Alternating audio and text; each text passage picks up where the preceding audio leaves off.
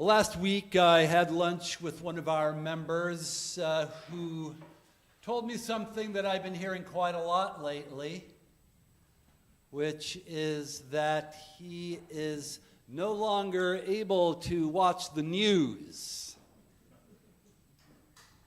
Someone who used to enjoy keeping up with current events by watching the cable news channels or maybe reading the newspaper, but just can't seem to bring himself to do it anymore. And as I said, I've heard, this is not the first time I've heard somebody tell me this. And I can relate. And not just because it seems like the news these days is just a sort of endless recitation of terrible, lamentable, unfortunate, and disastrous events.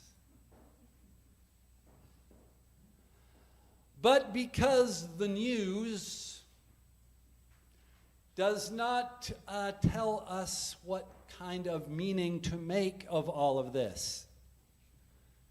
As I say, it's just like, one thing after another, but what is going on here? What does it mean? How does it all fit together? Well, the newspaper won't tell you.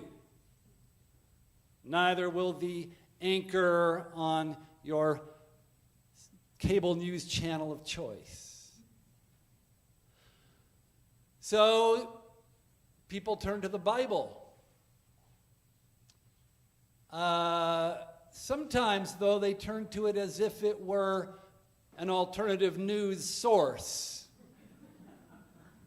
Like if you could just decode all of the symbols correctly from the Hebrew prophets and the revelation to John, you could anticipate what's going to happen next and when it's going to happen. But I don't think the Bible is that kind of book. It doesn't give us that kind of news. But maybe it does give us some wisdom. Some wisdom to see more deeply into what's going on in the world. To see how all these seemingly unrelated, terrible events connect. When Jesus is in Jerusalem during his final days, actually almost at the very end of his final week of teaching in the temple in Jerusalem, he's coming out of the temple, and some of those with him take a moment to comment on just how grand and magnificent the temple building is. How beautiful and majestic is this piece of sacred architecture. And Jesus takes the opportunity to say himself that the days are coming when not one stone will be left upon another, but all of this will be thrown down. Words which, by the time the Gospel of Luke was written, had in fact come to pass. The great Jewish revolt against the Roman Empire had ended in defeat, and the Roman legion had come down from Syria and besieged the city and built a great siege ramp, breached the walls, entered the city, slaughtered the inhabitants, looted the temple, and burned it and destroyed it. So this magnificent edifice, the very heart and soul of the Jewish cult and the Jewish nation, which the opponents of Jesus were preparing to put him to death in order to preserve, we're going to find sooner or later, or their descendants would, that their efforts were futile. That this great edifice, like so many others that came before it, like the temple that Solomon had built, was not going to last. And not only that, I should say, so then his disciples say, well, so what will be the signs that this terrible event is about to occur? This terrible event that, from their point of view, would be like the end of the world. The end of a world, at least, in which, that made any sense to them, in which their lives and their practices and their religion and their national identity had any meaning. Jesus says, he doesn't answer exactly. He kind of takes a little unexpected turn, as Jesus is wont to do, and starts warning them not to be led astray. Don't be fooled.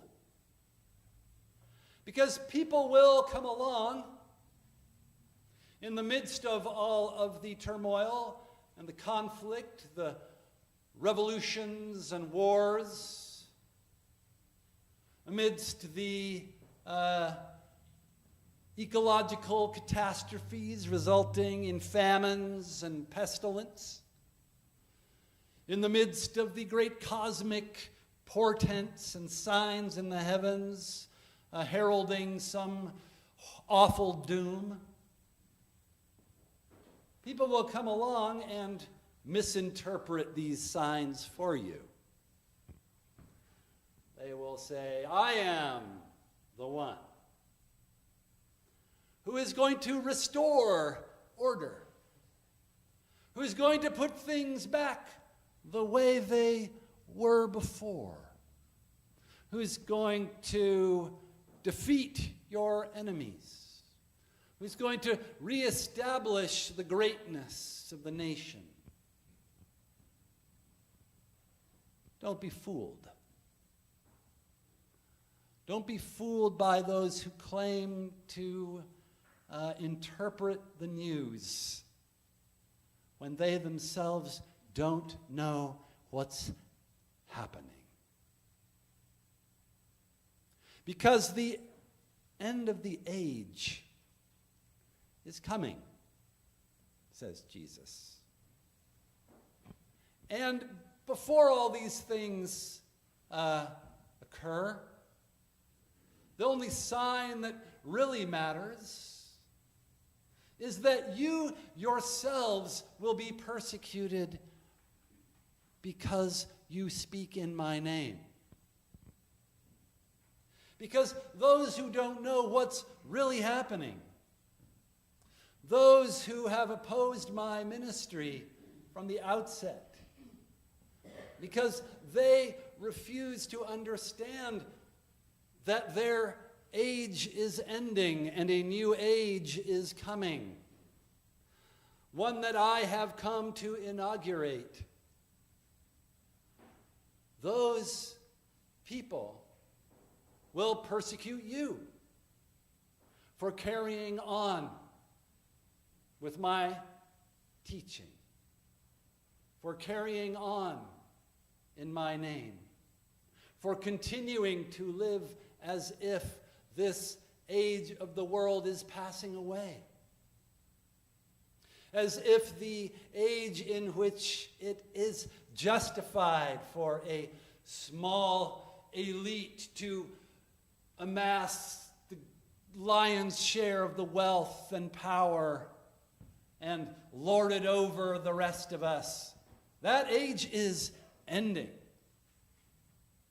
The age when patriarchal authority dominated in the family and in society. That age is ending.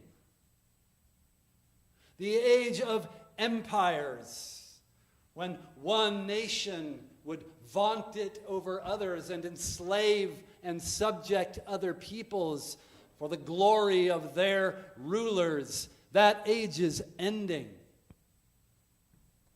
The age when human beings live as if they are somehow above the earth and not in it, as if our fellow creatures and the world that we inhabit, in which we evolved, is just a sink for our wastes and a source of resources to be extracted and exploited for our benefit. That age is ending. And a lot of people haven't heard the news. And they will fight. And they will kill. And they will deny. And they will lie. And they will connive in every way possible to maintain the illusion that things are going to go back to the way they've always been. In spite of Jesus, in spite of his life and his teaching and his death and resurrection, in spite of the inauguration of the kingdom of God that grows up out of the earth.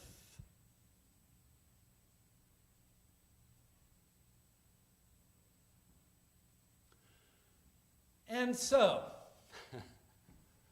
when that time comes, when you find yourself face to face with the governor or the king who demands to know why it is that you and your friends are behaving so strangely, why they are refusing to honor the dead idols, why you insist on living in a manner that banks on kindness, that believes in forgiveness, that puts its hope in generosity and in justice, that understands that when God's justice is done upon the earth, not only will the peoples rejoice, but the rivers will clap their hands, and the hills will cry out with joy.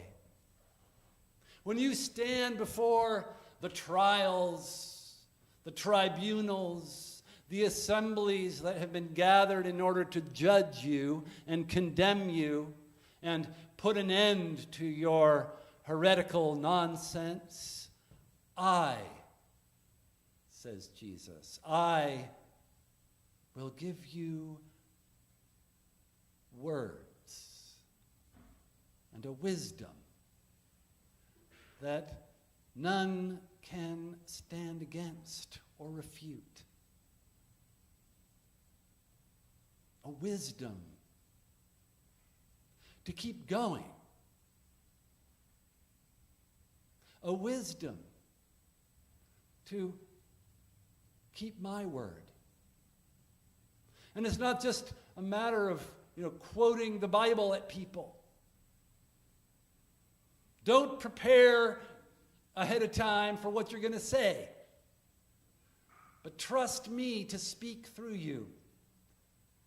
Trust in the wisdom that I have given you. Let it sink its roots deep into you so that you can speak a word that is appropriate to your time, to your circumstances, to the needs of this moment. A word that goes to the heart of your audience because it's grounded in your experience of the goodness and the mercy and the forgiveness and the beauty and the wisdom of God.